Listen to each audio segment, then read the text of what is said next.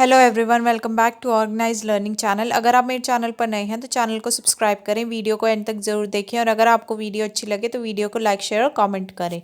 तो शिक्षा निदेशालय दिल्ली सरकार द्वारा 18 अक्टूबर 2021 के लिए हिंदी की कार्यपत्रिका है, क्रम संख्या 92A, कक्षा 5 के लिए कार्यपत्रिका है। पाठ्य पुस्तक रिमझिम से ली गई है। पाठ का नाम चावल की रोटियां है। यहाँ विद्यार्थी अपना नाम लिखेंगे और यहाँ अपने शिक्षक या शिक्षिका का नाम लिखेंगे। नमस्ते प्यारे बच्चों, आशा करते हैं कि आप सभी स्वस्थ और खुश होंगे। प्यारे बच्चों, आप सबने अपनी पाठ्य पुस्तक का पाठ चावल की रोटियां ध्यान से पढ़ लिया होगा। तो जो पाठ है चावल की रोटियां, आशा है कि वो आपने ध्यान से पढ़ा होगा। आइए आज हम इस पाठ में से कुछ नया और रोचक सीखते हैं। तो आज हम इस पाठ से कुछ नई और रोचक बातें सीखेंगे। पहला प्रश्न क्या है? निम्नलिखित गद्यांश को बोलकर पढ़िए और दिए गए प्रश्नों के उत्तर दीजिए। ये एक गद्यांश दिया है तो सभी बच्चे इसे बोलकर पढ़ेंगे और फिर इस पर आधारित जो प्रश्न है उनके उत्तर देंगे। कोको की मम्मी ने धान के खेत में जाने से पहले कोको के लिए चावल की 4 रोटियां बनाकर उसके नाश्ते के लिए रख दी। तो कोको की मम्मी ने क्या किया? धान के खेत में जाने से पहले कोको के लिए क्या किया? चावल की 4 रोटियां बनाकर उसके नाश्ते के लिए रख दी। कोको को चावल की रोटियां बहुत पसंद थी। तो कोको को क्या पसंद थी? चावल की रोटियां। वह इन रोटियों को किसी के साथ बांटना नहीं चाहती थी और वह किसी के साथ भी इन रोटियों को जो है बांटना नहीं चाहती थी। इसलिए कोको ने रोटियों को अपने दोस्तों नीनी, मिमी और तिनसु से छिपाकर गुलाबी रंग के फूलदान में रख दिया और सबसे यह कहा कि मैंने अभी अभी डटकर नाश्ता किया है। तो क्योंकि वो अपनी रोटियों को किसी के साथ नहीं बांटना चाहती थी, तो इसलिए उसने क्या किया? अपनी रोटियों को अपने दोस्तों निनी, मिमी और तिनसु से छिपाकर कहाँ रखा? गुलाबी रंग के एक फूलदान में रख दिया और सबको क्या बोल दिया कि मैंने तो अभी अभी डटकर नाश्ता किया है। तो अब देखते हैं आगे। बच्चों, ऊपर लिखे गद्यांश को एक बार फिर से पढ़िए और उसमें आए गहरे रंग के सभी शब्दों पर ध्यान दीजिए। तो जो हमने गद्यांश पढ़ा है उसमें जो गहरे रंग के शब्द हैं उनको ध्यान से देखिए। जैसे ये है ना, ये से, के, में, ने, को, इस तरीके से। तो ये सभी शब्द लिखे गए वाक्यों को पूर्ण करते हैं। तो ये क्या करते हैं? ये सारे शब्द जो हम वाक्य लिखते हैं उनको पूरा करते हैं। उदाहरण के लिए, कोको चावल रोटियां बहुत पसंद है, वाक्य अधूरा लग रहा है। अगर हम ये वाक्य ऐसे लिखते हैं कि कोको चावल रोटियां बहुत पसंद है, तो ये वाक्य कैसा लगता है हमें? अधूरा। तो इन दो शब्दों को और की ने इस वाक्य को पूर्ण किया। तो कौन से दो शब्द? को और की ने इस वाक्य को पूर्ण किया कि कोको को चावल की रोटियां बहुत पसंद हैं। ऊपर दिए गए गद्यांश में आए गहरे रंग के सभी शब्द की, के, मैं, के लिए, से, को कारक चिन्ह हैं। तो ये जो जितने भी गहरे रंग में जो ये शब्द आए हैं ऊपर, जैसे कि के, मैं, के लिए, से, को, ये क्या कहलाते हैं? कारक चिन्ह। शब्दों को आपस में जोड़ने वाले ये शब्द कारक चिन्ह कहलाते हैं। तो जो शब्द जो है शब्दों को आपस में जोड़ते हैं तो इनको हम क्या बोलते हैं? इन शब्दों को कारक चिन्ह। अब हम दूसरा प्रश्न देखते हैं। दिए गए शब्दों में से उपयुक्त शब्द चुनकर निम्नलिखित वाक्यों को पूरा कीजिए।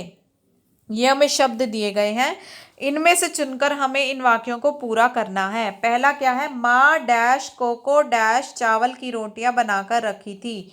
तो क्या हो जाएगा? माँ ने कोको के लिए, तो लिए की स्पेलिंग जो है आप यहाँ से ठीक कर लेंगे। ये यहाँ पर टाइप करते हुए मिस्टेक हो गई है, तो लिए की स्पेलिंग आप यहाँ से ठीक करेंगे। ये हो जाएगा, ठीक है। तो माँ ने कोको के लिए चावल की रोटियां बनाकर रखी थी। दूसरा क्या होगा? कोको डैश रोटियों डैश फूलदान डैश छिपाकर रख दिया। तो क्या किया? कोको ने रोटियों को फूलदान में छिपाकर रख दिया। अगला देखते हैं। कोको डैश माँ खेत डैश में डैश काम करती थी। तो क्या लिखेंगे कि कोको की माँ खेत में काम करती थी। अगला प्रश्न क्या है हमारे पास? कोको डैश अपने मित्रों डैश झूठा बहाना बनाया। तो क्या लिखेंगे? कोको ने अपने मित्रों से झूठा बहाना बनाया। तो इस तरीके से हम इनको पूरा करेंगे। अगला प्रश्न देखते हैं। कोको की मम्मी ने उसके लिए चावल की रोटियां बनाई। क्या बनाई कोको की मम्मी ने उसके लिए? चावल की रोटियां। आपके घर में चावल से कौन कौन से पकवान बनाए जाते हैं? तो आपके घर में चावल से कौन कौन से पकवान बनाए जाते हैं? किन्हीं 3 पकवानों के नाम आपको लिखने हैं। तो इसका उत्तर हम देखते हैं। तो इसका उत्तर जो है वो हो जाएगा, इस तरीके से आप लिखेंगे कि कोको की मम्मी ने, तो इसका उत्तर हम लिखेंगे ऐसे कि कोको की मम्मी ने उसके लिए चावल की रोटियां बनाई। हमारे घर में चावल से निम्नलिखित पकवान बनाए जाते हैं। क्या क्या हो जाएगा? पहला है पुलाव, दूसरा है खीर और तीसरा है खिचड़ी। तो इस तरीके से आप इस प्रश्न का जो है, तीसरे प्रश्न का उत्तर आप लिखेंगे। ठीक है, अब आगे देखते हैं। आगे हमें दिया हुआ है, आओ बातचीत करें। ये देखो, ये हमें यहाँ पर एक पिक्चर दी हुई है। तो प्यारे बच्चों, साथ दिए गए चित्र को ध्यान से देखिए। आप इस चित्र को ध्यान से देखिए।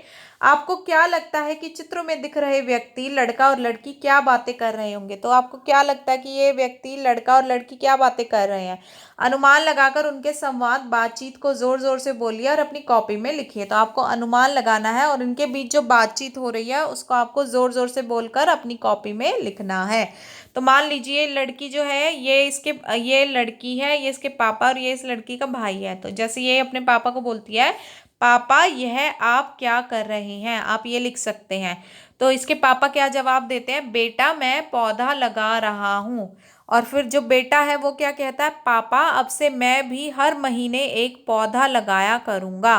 तो आप इस तरीके से ये संवाद जो है लिख सकते हैं। अगर इसके अलावा आपके इमेजिनेशन के हिसाब से, आपकी कल्पना के हिसाब से कोई और संवाद अगर आप लिखना चाहते हैं तो वो भी आप लिख सकते हैं। और इसी के साथ साथ अभिभावकों के लिए सुझाव रहेगा कि बच्चों को बताइए कि स्वच्छ भोजन करना उनके स्वास्थ्य के लिए क्यों आवश्यक है, और साथ ही साथ यह भी समझाएं कि भोजन करने से पहले हाथ धोना क्यों ज़रूरी है। आप बच्चों को स्वस्थ भोजन उनके स्वास्थ्य के लिए आवश्यक है, इसके कारण बताएंगे कि क्यों ज़रूरी होता है, और इसके साथ साथ भोजन से पहले हाथ भी हमें क्यों धोने चाहिए। ये सब बातें आप बच्चों को बता सकते हैं। और इसी के साथ साथ कोरोना से बचने के लिए अपने हाथों को साबुन व पानी से नियमित रूप से धोते रहना है। तो आशा है आपको वीडियो अच्छी लगी होगी। अगर आपको वीडियो अच्छी लगी है तो वीडियो को लाइक, शेयर और कमेंट करें और चैनल को सब्सक्राइब करें। मिलते हैं नेक्स्ट वीडियो में।